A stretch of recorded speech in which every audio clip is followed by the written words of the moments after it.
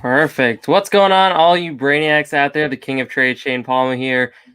Fantasy Football Laboratory. It's the championship. It's championship day. Honestly, we've had a few games leading up to this point, but we are here. It's the pinnacle. It is Sunday. I'm joined as always by Spitfire Lucas Parrish. What's going on, guys? And the chemist Jack McGrath. Shane, how are we doing today? Listen, before we get into questions and all that, I do want to take a moment to make this statement. And I've been thinking about it for quite a while, and I'll probably end up posting this somewhere because it needs to be heard. Lucas, what I'm about to say takes no discredit away from the championship you're going to win. You had a fantastic season, 11-2. You had a great run, incredible team there. What I will say, though, is I'm watching the Dolphins game last night, and of course I start Tua Tagovailoa, and I'm getting frustrated. And listen, it's fantasy football, and I get a tweet on my phone that says that a wrestler that I looked up to for a long time passed away at the age of 41 yesterday, and it caught me by surprise, caught me by shock. I'm still not right about it, and it's still not totally sitting right, as it shouldn't, because it came out of nowhere. And it's just a reminder for everyone out there that life is fragile. And, what happens in fantasy football, if you start the wrong guy, listen, it's not the end of the world. It's much worse things can happen. And, as I may be frustrated that the way that the Dolphins game went, in the grand scheme of things, it doesn't matter, because a loss is a loss, and there's no need to get depressed. If you don't win the championship today, we're going to help you as best as possible take that thing home. But if you don't, there's no need to dwell on it. There's no need to regret your decisions for weeks to come. There's always next season. But I just want to start with that because it did hit pretty close to home last night, the passing of Luke Harper. So thoughts and prayers with his family today. And let's get to some questions. I know that's kind of a heavy note to move on to right there, but I just wanted to make the statement. Well said. No, you're absolutely right. Fantasy football isn't everything. It's a lot of fun, absolutely, but there's always next year. And look, I always look at it like this: even if you get second out of 12 teams, like there's some bragging rights that still comes with that. So, absolutely. All right, let's get into it. Le'Veon Bell with Clyde Edwards-Helaire out versus Atlanta, or T.Y. Hilton versus Pittsburgh in half-point PPR. You guys know I always lean the running back. I always like the guaranteed touches. I'll take Bell. I know the Atlanta defense is stingy against the run, but people think this game is going to be high scoring. I think this game has a chance to be high scoring. I'll take Le'Veon Bell potentially getting 20 touches in this game. Oh, yeah, 100%. Any running back in that Chiefs offense that's getting that many touches and he's going to get a ton of touches, it's startable. So you basically have to look at what Clyde Edwards-Helaire did at the start of the season, which was high-end RB2 numbers, solid, even close to RB1 numbers. And you take those and you put them on Le'Veon Bell, who's just as talented of a back, and you're going to say he's going to get those same amount of touches, probably the same amount of points in a high-scoring game against Atlanta. 100% Le'Veon Bell's in my lineup. I'll say Le'Veon Bell would be who I would go with. However, if you're going up against like an Alvin Kamara or a Myles Gaskin or something, and you're in a hole and need more points, I think T.Y. Hilton has the higher ceiling. I like this Indianapolis-Pittsburgh game to be high scoring, to be a shootout. Indianapolis's offense is coming together really nicely right in time for the playoffs. Pittsburgh, on the other hand, is desperate for a win. Juju's going to stop dancing on opposing teams' logos, so hopefully that'll give him a bit of a boost. So I think Le'Veon Bell is definitely the option if you consider ceiling and floor combined. However, if you do need that desperation play, like I need 30, 40 points out of a player, I'd go with T.Y. I think we should do that for every question. Talk about the safest option and then the highest ceiling option, because listen, a lot of people are in holes. A lot of people face a Kamara or a Gaskin or Mike Evans or the entire Buccaneers offense. I don't know if you guys saw the tweet that I put out, but they put up, if you started every single player there, defense and kicker included, 163 points. I'm pretty sure that would have won you the championship. Absolutely. If you're a person out there in your fantasy league, you know how some people will just draft their favorite teams. If you're the one who did that with the Tampa Bay Buccaneers, man, and you were in the championship, good Lord. Congratulations. Exactly. You took the dub on that one. Next question here. Kareem Hunt, J.K. Dobbins, or Antonio Gibson in half PPR. For the safest option, it's Kareem Hunt. Baker Mayfield is the reason really right now that I started Tua last night is because Baker has no wide receivers. I know Marvin Hall is there, and they called up some guys from the practice squad. I actually don't like Marvin Hall today. Bryce Hall on the Jets defense there has actually been pretty good over the past few weeks at shutting down opposing teams' number one wide receiver. So I'd be a little bit weary about that. All other guys, listen, if you really want to start a Browns practice squad wide receiver, I don't know why you would. I don't know what other options you have, but I'd probably steer clear of a lot of those receiving options besides Austin Hooper. Hunt there will see the most touches out of all these three guys. I'd go with him for the safest floor. And if you want the highest upside, Carolina's run defense is absolutely atrocious, and it's been all season, and I think it's Antonio Gibson. Yeah, I was going to agree with you. I would even say Antonio Gibson has the safest floor. Well, the injury. It's the injury that concerns me, but he's ready to go this week. He's playing. I'm going to hope that if he's playing, it means he's good. I understand with the injury that it scares you off a little bit, and it does scare me. It concerns me a little bit. But when Antonio Gibson's played, he's been the best guy out of that bunch there, and it's by a pretty wide margin. Kareem Hunt in the situation that he's in, it helps him out a ton. I think Kareem Hunt has moved from a flex play to low end RB2 to a solid RB2 to high end to low end RB1. J.K. Dobbins is out there, but I think the answer would be Gibson. Yeah, I agree with you, Jack. Even with the injury, I understand the injury is very concerning, and I'm concerned about it. I don't hate what you said, Shane. I think Kareem Hunt's a solid option, and I think they're right on par with each other. They're very close. But if I'm going to pick one, I'm going to go with Antonio Gibson. Yeah. Listen, I'm not picking Hunt. Hunt is not my pick here. Hunt would be my pick if I really needed to play it safe.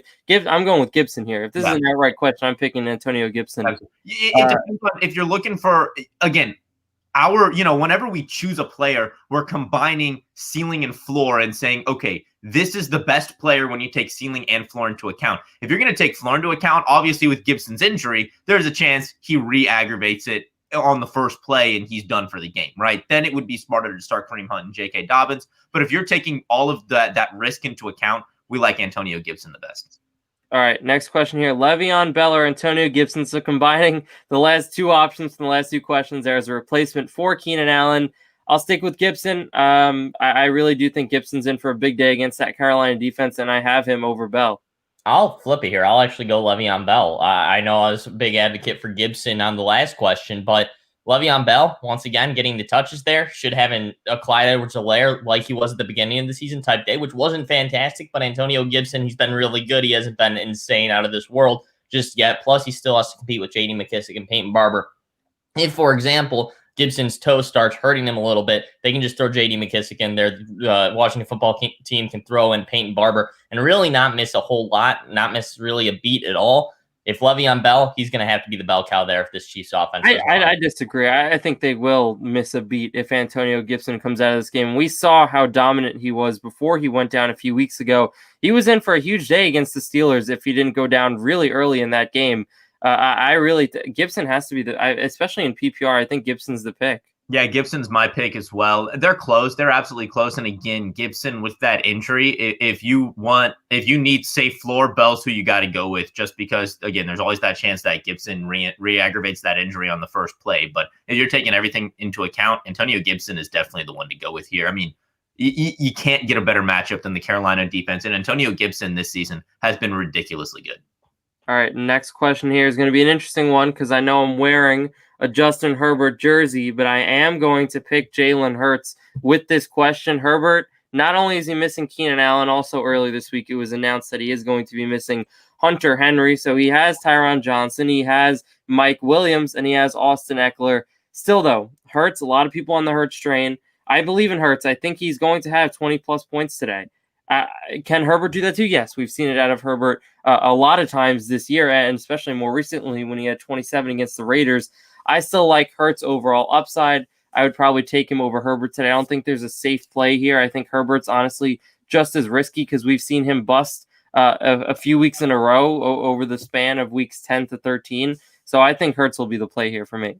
Oh, I'm going to disagree and just say Herbert because once again, we're in the championship now. We're either in the playoffs or the championship, and I'm going to be an advocate for not getting too cute with it. I think Hurts in this situation. And I knew you were going to say that, and I can't be an advocate for that anymore because if we look at the amount of people that, started a DeAndre Swift over a Myles Gaskin. They didn't get cute with it. They started the better player. And you know what? It bit them in the butt because they missed out on almost 30 points right there. People started Kyler Murray over Jalen Hurts. It's going to bite them in the butt, because Kyler Murray. What? Kyler Murray saw his floor, and I think you're looking at a pretty similar floor there with Hurts, which isn't a bad floor. Hurts' floor maybe even a little bit lower. It's not a bad floor at all, But what's the most important thing? You can't get a bust out of the quarterback position, especially this week. I mean, that would be detrimental to you and almost certainly cost you your championship. I'm going to agree with you, Shane. I'm going to say Hurts, and here's why. I think that his floor at this point with Keenan Allen out and Hunter Henry out is not any lower than Herbert's floor, and I think his ceiling is definitely higher. Yeah, I mean, listen, getting too cute with it, you could say that. You could say you should start your studs, but again, we're getting to the point where some people can't do that because, listen, matchups are a thing. Matchups are a real thing. Yeah, and if you have better options playing a Denver defense that ranks in the bottom 10 against opposing quarterbacks fantasy-wise, and Justin Herbert also hasn't put up less than 15 points, except for has only put up less than 15 points once this season, if you look at since he started playing and started as that starting quarterback. So great. I could say the same thing about Hurts the past 2 weeks, who's also both are rookie quarterbacks. They both have the risk associated with them for being rookies. Hurts right now, I trust more because of the running, just because even though Herbert's a more known quantity, he doesn't have Keenan Allen. He doesn't have Hunter Henry. Those are two huge pieces to be missing. You're probably going to look at a lot of dump-offs to Austin Eckler. If you're an Austin Eckler owner, congratulations. He's probably going to have a big day. But aside from that, you may see a deep pass to a no-name receiver like he did earlier in the season, though he hasn't been doing that much now. What you're looking at Mike Williams as your wide receiver one. Okay, who after that? Tyron Johnson. I mean, it's big games. It's just I don't trust it enough. He doesn't have the options there that he needs, and suddenly those receivers are going to be covered by better corners. So I like Hurts for this one. I have them both close, but Hurts is absolutely. They're both close. Next question here: Zeke or J.D. McKissic? It'd be nice to know if this is PPR or not. It would probably sway my decision one way or the other. I'd probably go with Zeke. The fact that he's healthy and that he's going to play makes me believe that he's going to see more touches than Pollard, although it could be an even split like we saw the past week before Zeke was out with the injury and Pollard took over the week after that. Gibson's back, so McKissic's role will be reduced just a little bit there. I don't think he's going to see as much usage as we've seen over the past few weeks. I currently have Zeke in PPR as my running back 28. I've got McKissic at my running back 32. So Zeke will be my play here. But yeah, it's close between the two. It'll be interesting to see how this one shakes out. Yeah, I'm fine with that. I think in PPR you have to lean McKissic a little bit more, but overall I think Zeke's the play in either format, standard or PPR. I do like both options here. I'll go Zeke. Yeah, it's definitely tough. I'll probably go Zeke. Yeah, I'll probably go Zeke as well. They're very close. I would be very tempted to go J.D. McKissic in PPR though. It just with Gibson playing, it makes that question ridiculously tough. It just depends. Is Zeke going to see the majority of the touches? If he is, absolutely fire up Zeke. There wouldn't be a doubt in my mind at that point. We just don't know. That's the risk you're taking with Zeke. But overall, if I'm going to weigh everything, I'm going to go Zeke. Next question here: Hurts or Josh Allen? Yes, I know Josh Allen's worst game of the season came earlier this year against the Patriots. It is a tough matchup, but the Bills are playing for the playoffs right now. They want that second seed. They do not want to face the Chiefs in the first round or the second round. They want to wait right before the Super Bowl to have to play them. Josh Allen's been on fire, just as on fire as Jalen Hurts over the past few weeks. I think you got to go Allen here. Diggs is playing. He's healthy. He's good to go. He's getting John Brown back this week. Josh Allen's got to be the play. I definitely think, especially with his rushing ability too, it's not like he stays in the pocket. I think Josh Allen's the move. I would agree with you. I think Josh Allen's been way too consistent the entire year. And I get that game against New England wasn't his best. He still had 12 fantasy points if you're looking at normal scoring leagues. That's absolutely fine by me if he gets 12 fantasy points. I mean, it's not what you want to see, but if that's his floor and that's what we're looking at as the lowest he's going to get, and we know that that ceiling's there, absolutely fine. I think we've seen a large enough sample size of success from Josh Allen at this point to say he's a must start. Look, the difference between where he was at the first time he played the Patriots and where he's at now, he had that span of 4 weeks in the middle of the season where he was not very good. The first 4 weeks, he was on fire. The next 4 weeks, he slowed down. That's fine. He went through a little bit of a slump. You know what he's done since then? He's been a stud. It's a very different Josh Allen going up against this Patriots defense than the one that went up against him last time. Like Jack said, I mean, at this point, you can't get too cute with it. And in this case, I will agree with it just because Jalen Hurts has had, 2 starts? I understand the floor is there just because of the rushing ability. But that being said, he's a rookie quarterback, a rookie playing in the toughest position of football. When you have Josh Allen, who week in and week out will get you 20-plus points, and I can probably safely say will get you 20-plus points today. So I would definitely go Josh Allen on this one. I just think he's got, honestly, the higher floor and the higher ceiling than Jalen Hurts at this point. All right, for my flex, Deontay Johnson or Le'Veon Bell in half PPR. For that one, I'm going to go with Deontay. Deontay sees the targets. I know usually I lean the running back, but I think Deontay's in for a huge day. Lucas, you said it. You think this game could be a shootout. I think Deontay's going to lead the charge for the Steelers on this one in a must-win game against the Colts. For the next flex, McKissick or Henderson in PPR, McKissick's the answer for me there, 100%. And again, we answered this one earlier. I'll stick with my answer. It's Hurts over Herbert for me. And I'll still disagree with that one, but I'll agree with the other 2 answers there. Look, I agree with Deontay, and I agree with Hurts. McKissick and Henderson, I think, is really close, especially now that you're taking a risk with both of them. It depends on what you need. If you need a higher ceiling, I'm going to go Henderson just because I think that he has the opportunity to be the bell. I'm going to be honest. I don't think that, especially in PPR, I think the higher ceiling is McKissick because we've seen McKissick in a game get a ridiculous amount of targets. I don't think Alex Smith from the quarterback right now. Right. I know that, but still, Carolina's defense is not great, and I know Seattle doesn't have the greatest defense against the run either. But in PPR, I think I'd have to lean McKissick just because I don't know how many receptions Henderson's going to get. That usually seems to go to Malcolm Brown. I'll disagree with you. Henderson when Akers was out before, Henderson was the bell cow, and there is risk there. There absolutely was he the bell cow? He was for several weeks there. I mean, so was Malcolm Brown. We've seen it go all 3 ways this season. Malcolm Brown scored 2 touchdowns against Seattle the last time. But he also got less than 10 touches that week. So did Henderson. They all end up getting a similar amount of touches. I'd rather go McKissick just for the receiving floor, especially in PPR. That's fair. He definitely has a safer floor, but I'm saying ceiling, I think that Henderson has a much better opportunity to get 20-plus touches, which would also in turn get you more fantasy points. So, but not always. I think it's close. I think it's close between the 2, but Deontay and Hurts are definitely the ones I'm going with. I've seen Frank Gore get 26 touches and end up with less than 10 points. Frank Gore and Henderson are not comparable in this. Unfortunately, I can't even start Frank Gore today because LaMichael Piron's been activated, so I know he's going to eat into his touches. So, Lucas, I'm going to make you sweat. I'm starting Singletary tomorrow so that you don't know if you've actually won this thing until the game's over tomorrow night.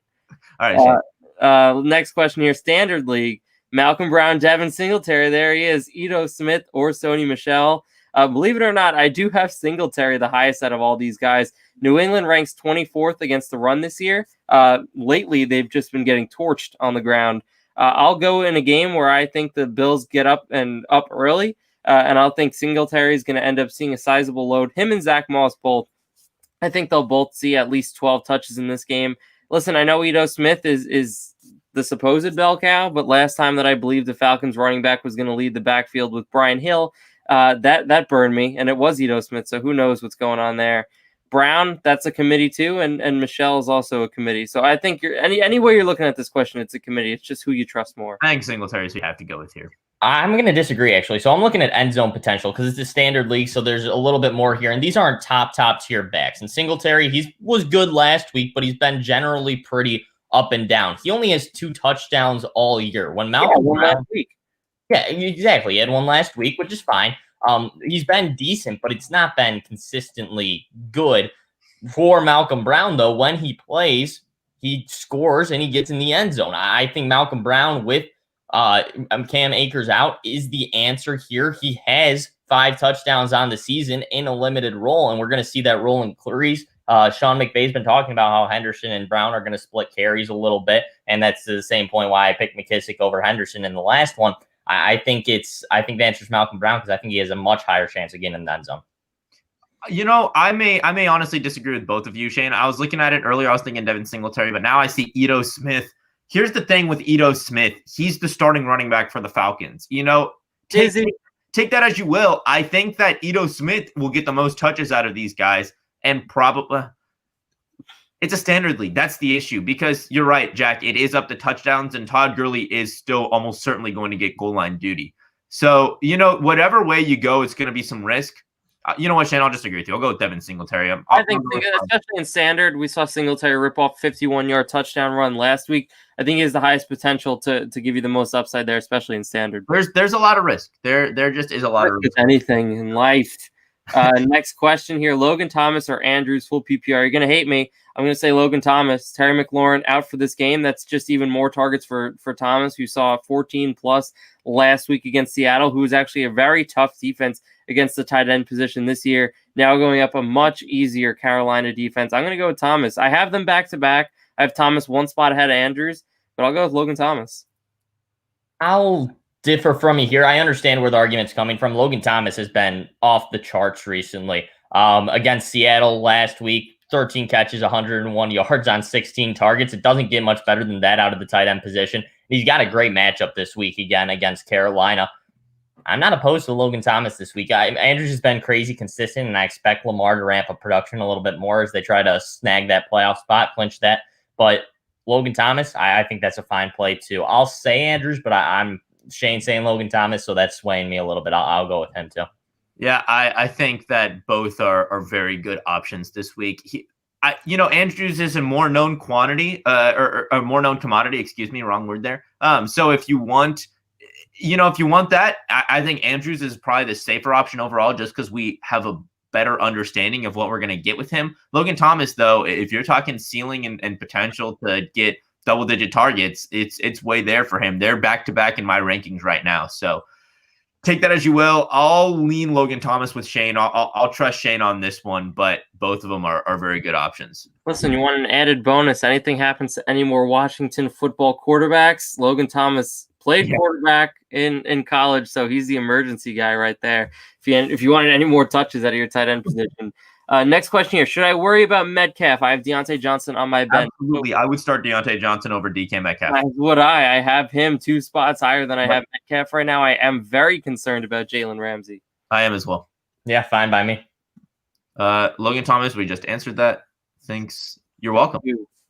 Kareem Hunt or Corey Davis, seeing that it's going to snow tonight, leaning Hunt. I'm leaning Hunt too. I adjusted my rankings earlier. I also heard J.R. Alexander will be covering Corey Davis for majority of this game anyway. I know Corey Davis has made his money off of those big plays. We've seen 75-yard touchdowns so far. But I think Kareem Hunt and Nick Chubb are both going to get 15-plus touches today against the Jets, and it's the Jets. I think Kareem Hunt is going to be the play here.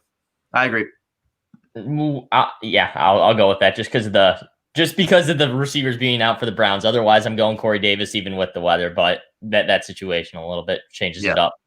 PPR flex, McKissick, Thomas, Gage, Cutie, looking at the waiver wire receivers here. This is for all the marbles. All the marbles. I'm going to go with Logan Thomas here. I really feel like he's a wide receiver type. He's a wide receiver too in my mind this week. I'll be honest. He takes the spot of McLaurin, and he still has all those targets coming in for himself. I really like him this week, and I think he's the play here. I think that's fine. Typically, I would lean Russell Gage, but Kansas City's pass defense has been phenomenal this year. I think McKissick with Gibson back, that's more of a wild card than we'd like it to be. Cootie's awesome. He's got great boomer bust potential, but Logan Thomas has been too consistent, and the targets have been there too consistently the past 4 weeks for us to say sit him on your bench or leave him on the waiver wire. So I'll go Logan Thomas. With Terry McLaurin out, we're going Logan Thomas. Baker Mayfield or Russell Wilson? This is an interesting one. And now it's Russell. It used to be Baker. Now it's Russell. We've got some questions to go still, and we're running a little bit short on time, so we shouldn't spend too much on it. I know, but of course you talk about the question. The one question that I should be the one answering here. Shane, give your spiel. I had to make the decision last night, and you know what I went with? I went with Tua Tagovailoa because I'm an idiot. I like helping other people, but I don't like helping myself. Listen, I was all aboard the Baker Mayfield train this week. I was all hyped up that I had Baker starting at quarterback, and now this. And now he has no wide receivers except Marvin Hall. going up against the Jets today. Still has Austin Hooper, still has Chubb and Hunt to dink and dunk with. He's not going to take many shots downfield. I really don't think so. I thought he was going to have 5 passing touchdowns. Maybe he now only has 2. I hate saying this, I really do, because he's burned me so much, but I'm going to go with Russell Wilson here. I'm sure the Seahawks want to beat the Rams. It would certainly help their playoff chances and keeping the Rams as far away from them as possible in the playoffs. I don't feel comfortable with it. I don't feel comfortable starting either of them, but I'd go with Russell Wilson here. I think Baker Mayfield still has the higher ceiling just because he's got a lot to play for and a lot to lose. And so I think Baker's going to go out there. I disagree with you, Shane. I think Baker's going to go out there slinging it no matter what, because I think he has to, and he understands that he has to. Russell Wilson, on the other hand, but I also think Baker Mayfield will have a high chance to bust just because of his lack. I don't think it's not him busting. It's the fact that they're going to run the ball that's going to force him to bust. Like I could now see the realm of him getting below 12 points is at like 60% right now. I think it's a pretty high chance as well. I'll go with Russell Wilson too, but man, I think if you're looking for ceiling, I think it still goes to Baker Mayfield. It depends on the spot that you're in. Yeah, I'm saying Russell Wilson, no doubt about it. I think he has the higher floor and the higher ceiling at this point. If you're the Cleveland Browns, why are you not running the ball the whole game against the New York Jets if you don't have any receivers? You're going to win the game anyway. So I don't see why Baker Mayfield would have to throw the ball that much. Half PPR. I assume this is David Johnson, not Duke or Deontay or Antonio Gibson. If it is David Johnson, I am going to go with Antonio Gibson on this one. And between Gage, Lamb, and Brandon Cooks, I do have Gage the highest. I know, Jack, you were saying that Kansas City has a pretty tough pass defense, but Gage has looked great over the past few weeks, filling in for Julio Jones. He looked great to start the season. We thought this offense could sustain all 3 wide receivers, and now he has that number 2 spot. I think the main focus of coverage will go to Calvin Ridley. I think that's going to open up a few more lanes for Russell Gage, get him a few more targets. I think 10 targets for Gage is in the realm of possibility, a little more so than Lamb and Brandon Cooks, and I'd go with Gage on this one. Yeah, and I'll go with Gage too. I like Brandon Cooks a lot this week. He's one of my favorite players this week, but Gage has been too good without Julio Jones there. I'll go with David Johnson, though, if that is David Johnson. Duke Johnson's looking like he's probably not going to play again this week. So overall, thought is that David Johnson is going to get all the targets there. He's going to get all the touches there out of that backfield. And he goes up against Cincinnati this week with Gibson's injury, turf toe, possibly, could still not be 100%. I have to lean with David Johnson at this point because I think his ceiling and his floor are sky high here. Yep, I'm going to go with Jack on this one. Gibson's injury concerns me enough that I'm definitely going David Johnson, especially if Duke Johnson sits. If Duke Johnson plays, it's definitely going to be a little bit closer. But if Duke Johnson sits, it's David Johnson, no question. Last week saw 11 receptions for over 100 yards. I'm going to take that every single day of the week. I don't think that's going to happen again. On this one, I'm starting Russell Gage over CeeDee Lamb, actually, in the league that I'm playing you, Shane, and I'm in the championship. So, yeah, I like Russell Gage this week. It's definitely a risk, but you know what? No risk, no reward. All right, Fant or Tanya, let's go a little bit more rapid speed here. I'm going to go with Tanyan. Listen, leading leader there for the tight end position and touchdowns. I know it's going to snow tonight. Even more of a reason for Rodgers to target the tight end position on short yardage. Yeah, I'll go same as you, Shane, for the same reason. Disagree. I'm going to go Fant. You're in love with Fant. Of course, Drew Lock. Noah Fant finally had a huge week last year, and Noah Fant is last week, and Noah Fant is just he's so good. Every single week he's gotten plenty of targets, and now that Broncos offense is coming together. Noah Fant, I think, is going to finish the season on a very, very high note this week. So I'm going to go Noah Fant. Next question here. Henderson, Mike Davis, Claypool, Gallup, Corey Davis. I know. Oh, pick and two. I will go with Davis. I don't like the matchup. I don't like Mike Davis, but I still know he's going to get majority of the touches there, more so than Henderson. So I'll take him just as my running back out of the group, and then I'm still going to go with Corey Davis. I'm going to go Davis. Sounds like a loss. We already answered that one. Carson, Bell, Henderson, Carson. It's Carson. Agreed. Varun really asked one of the questions here. Tyler Bass or Zerline? I'm gonna go with Bass. I'm gonna go with Bass. On fire. Montgomery or Hunt? You're always starting Montgomery at this point. Yep. Montgomery is a block. Set and forget it. Tanyan or Hooper in standard league? I'm still going Tanyan. I know Hooper's by himself, but I'm still gonna go with Tanyan here. There are still two other tight ends there who could take targets. So. Right. Bryant and Njoku. Is Gibson worth the risk in a championship game in standard? Yes. If you don't have too many better options, unless you have some of those top high caliber guys, yes, you're starting Antonio Gibson this week. Mark Andrews or Hooper? You're gonna go Andrews. We're Andrews. gonna go Andrews, absolutely. On to the last question, guys. This is crazy. I don't think we've ever finished. Wow, that's awesome. Tony Pollard or Darrell Henderson? Should I start Tyron Johnson over Keenan Allen? Yes, Well- Keenan Allen is out, so if you need to start Johnson, that would be the play over Allen. And then between Pollard and Henderson, I think both guys are going to be in straight up split committees. I don't know if this is PPR or not. If it was PPR, I'd probably go with Pollard because of the 9 targets that he saw last week out of the backfield. If standard, I'm going with Henderson. I'll go Henderson either way. I think Henderson has a higher avenue for higher touches. I think he's got high end zone potential. I like everything going Henderson's way. Yep, I agree. All right, there are actually 2 more questions that popped up, but I think I can answer these. Rams, Thomas, and Hilton. I don't even think there's any questions. All right. That's going to do it for us here, Fantasy Football Laboratory Live on YouTube. Now, if you still have questions that we didn't get to, you can hop over to Locker Room. You can download it on the App Store right now. Chat with us for the next half hour leading up to these games at 1 o'clock Eastern time. Again, if you lose today, it's not the end of the world. We're all rooting for you, but please, just live life, be happy. This is just fantasy football. We're just here to help you out. For the chemist Jack McGrath, Spitfire Lucas Parrish, I am the king of trade, Shane Palma. Have a great day, everyone.